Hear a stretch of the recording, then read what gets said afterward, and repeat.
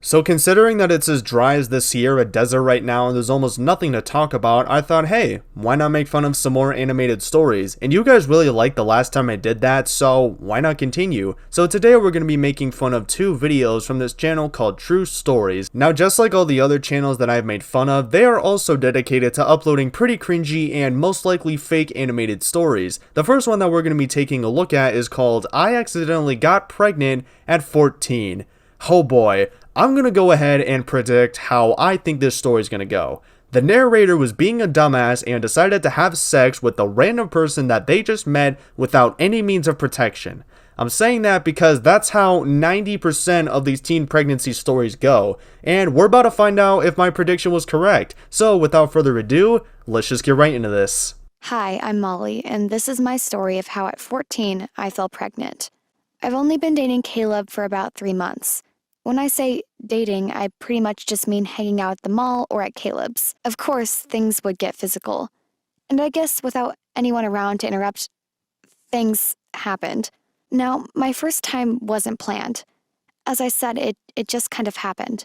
Caleb didn't have a condom, and I definitely wasn't on any kind of birth control. And there you go, my prediction was correct. It always amazes me how the narrator makes it seem like she got pregnant when she swore she wore protection, and then it's revealed that she and her boyfriend were just being idiots. Use protection. And if you don't want to use protection, keep your legs closed. I mean, seriously, it's not that hard. I'd been getting my period irregularly for a year or so at the time, but it seemed all over the place, so I never used to track it. So when it didn't come for a couple of weeks, I didn't think it was a big deal, as we used protection every other time. Every other time? And you weren't on birth control? Oh my god, you were pretty much asking to get pregnant, but at least they use condoms. Sure, it is every other time that they do it, but at least they're using them, so I can't be too mad. It wasn't until weeks later, one morning, I awoke to the smell of bacon and eggs being cooked downstairs. The smell suddenly triggered something in me, and I had to run to the bathroom. I threw up, loudly. That must have been one hell of a throw up to cause a mini earthquake. "You okay, honey?" my mom called out. I threw up again before I could respond. Mom appeared in the bathroom doorway. "What's wrong? You sick?" I'm not sure," I said, wiping my lower lip. "I just woke up and felt sick." My mom rubbed my back and helped me up. I felt better after that random purge and was able to go downstairs and eat the breakfast that only minutes ago was making me sick. Mom pottered around the kitchen while I ate and played with my phone. I typed random vomiting in the morning into the internet. Okay, you never look up your symptoms because 99% of the time it's gonna tell you that you have AIDS or some horrible disease. I remember one time I did that and it told me I could have some horrible type of cancer. So yeah, you just never look up your symptoms. Morning sickness. I tapped a search link and the first line read, "Morning sickness can occur anywhere from the 5th or 6th week of pregnancy." I kinda just froze as I did the math in my head. It was exactly 6 weeks since we'd had sex the first time. Instead of walking the normal route home from school that afternoon, I detoured to the mall and visited a pharmacy outlet. My heart beat faster and faster as I scoured the aisles for the pregnancy tests. I found 2 of those pen kits and when no one was looking, stashed them in my school bag. Okay, now she's committing a literal crime. She's making it very hard for us to sympathize with her. I mentioned this in my previous animated story video, but I'll mention it again. How come the narrators want us to sympathize with them, yet they do and say stuff that makes it very difficult? Although, I do like the fact that she's not acting like the victim. A lot of these narrators have this horrible victim mentality, and it just makes them look like entitled asshats, but at least she's not doing that, which is something I can appreciate. I got home and did both tests, one after another. My heart sank as the second line appeared on both kits. I was pregnant. What the fuck is that face? But more importantly, what's going on with her eyes? Did they try to give her like the puppy dog eyes or something? If so, they failed horribly. She now has the eyes of an anime girl. I'd like to say Caleb was pleased about the news, but he immediately went the other way. He accused me of cheating because he had used protection almost every single time. Keyword, almost.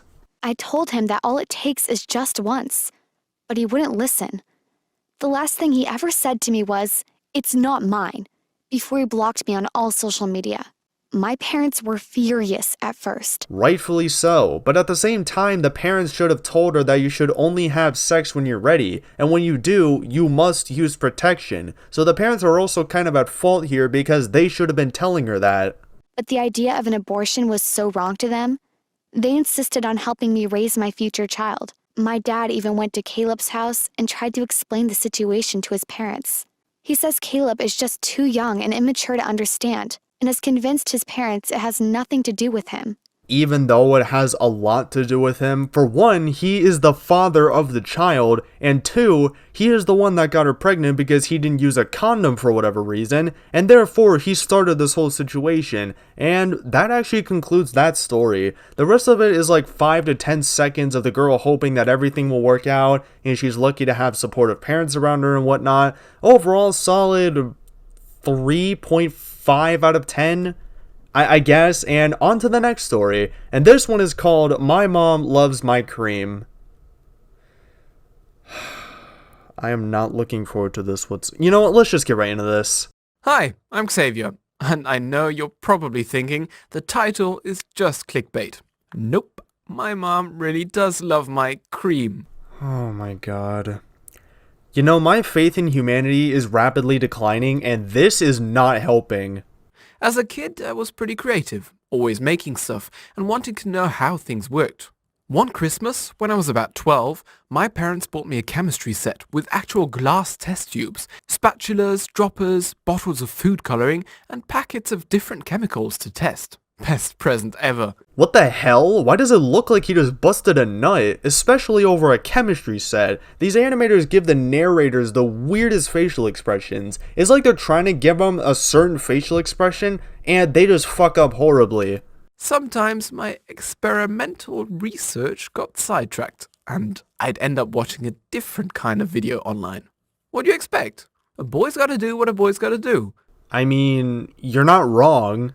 It was on one of those particular occasions when I heard Mum yelling my name as she came up the stairs, but I was too far gone to stop. I grabbed the closest thing, a small moisturizer jar that I'd taken earlier from the bathroom, and washed out, ready for my next experiment.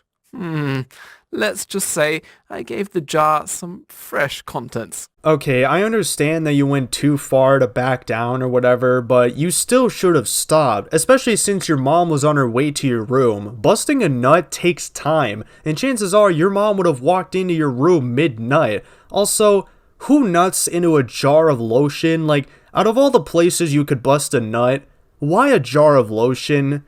Oh my god, this story is way worse than I ever thought it could be.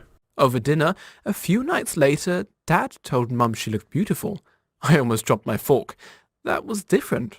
Mum started raving about some new cream. Oh wow, I wonder what this new cream could be. Is it A, lotion, B, moisturizer, or C, Xavier's sperm? Let's find out. By the way, Xavier, I told you not to take my cosmetic containers until they were empty. I paid a ridiculous amount for that new anti-aging serum I found in your room. It seems to be working. My skin loves it. Don't touch it again, please. Okay, I've seen some pretty weird animated stories, but this story right here is by far the weirdest. We've dealt with 16-year-old kids getting breastfed, incest, teenage girls getting pregnant, and now we have a mom rubbing her kid's sperm on her face, thinking it's cream. Oh my god, these stories just keep getting weirder and weirder. They're completely fake, but still, I honestly wonder how the hell they come up with the idea for these stories. The following week, I overheard Mum on the phone talking about what must have been the same new anti-aging product. She told whoever she was talking to that I'd tried to steal it. She said it smelled weird, but the smell was worth it because it was really working for her, and offered to let them try a sample of hers. Oh my god, why does she look so creepy? She looks like she knows that she just rubbed her son's sperm on her face and is completely okay with it, and on top of that, she just offered a sample of it to her friends. Jesus Christ, it's really surprising me how this story constantly manages to get worse. I'm smart, but I can be pretty dumb sometimes. Yeah, no kidding. I don't think I have the balls to tell her. That's way too awkward. But I can't let her keep using it, can I?